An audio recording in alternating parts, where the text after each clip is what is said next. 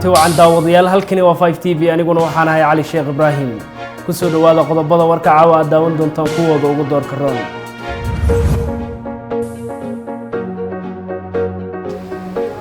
muddo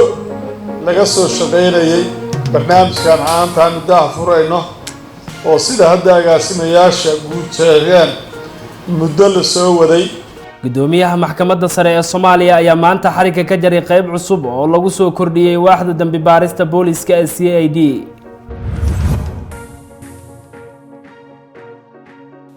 unanimous weeye shanta sanadood ee soo socda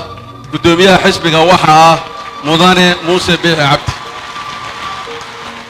hoggaanka cusub ee xisbiga kulmiye hogaamin doona shanta sano ee soo socota ayaa si rasmi ah loogu doortay shirweynaha afraad ee xisbiga oo maalintii labaad galay dagaalka Azerbaijan iyo Armenia oo sii xoogeysanaya